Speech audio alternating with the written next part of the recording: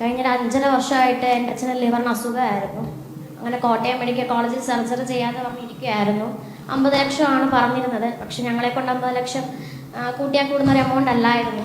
അവിടെ liver biopsy ചെയ്ത് കഴിഞ്ഞ് അവിടെ സർജറി ചെയ്യാമെന്ന് തീരുമാനിച്ചിരിക്കുകയായിരുന്നു. പക്ഷേ ബയോപ്സി റിപ്പോർട്ട് കൊണ്ട് ചെന്നപ്പോൾ ഡോക്ടർ 2 വർഷത്തേക്ക് പഠിക്കാൻ പോവുകയാണെന്ന് പറഞ്ഞു പോയി. പിന്നെ എന്ത് ചെയ്യണമെന്നറിയാതെ ഞങ്ങൾ നിൽക്കുമായിരുന്നു. പിന്നുള്ളത് തിരുവനന്തപുരം മെഡിക്കൽ കോളേജാണ്. അവിടെ ചെന്നാലും രോഗികളെ തറയെ കിടക്കേണ്ട അവസ്ഥയാണ്.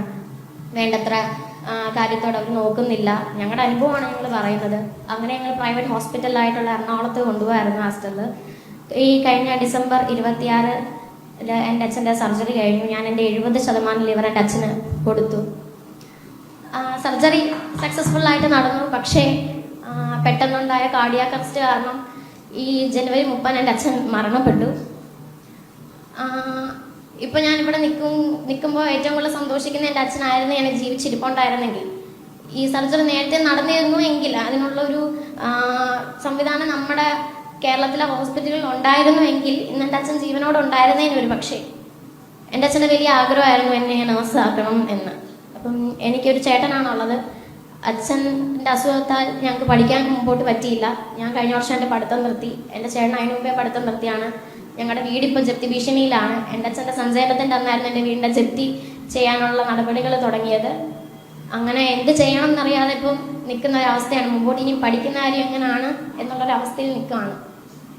അപ്പോൾ എനിക്ക് സാറിനോട് പറയാനുള്ള ഇവിടുത്തെ ഹോസ്പിറ്റലുകളിലൊക്കെ ഒന്ന് നന്നാക്കിയാൽ കൊള്ളാമെന്ന് എനിക്ക് തോന്നി. പകുതി ജീവനെങ്കിലും നഷ്ടപ്പെടാതിരിക്കും.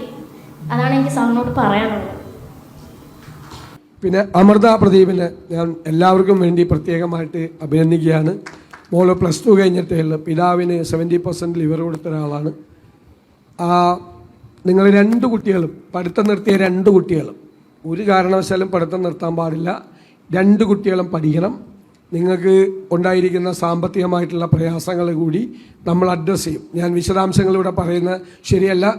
ഒരു കാര്യം തീർച്ചയാണ്, അവർ പഠിത്തം നിർത്തില്ല. 2 കുട്ടികളും പഠിക്കും, തുടർന്ന് പഠിക്കും. അത് ഞാൻ നേരിട്ട് ശ്രദ്ധിച്ചോളാം.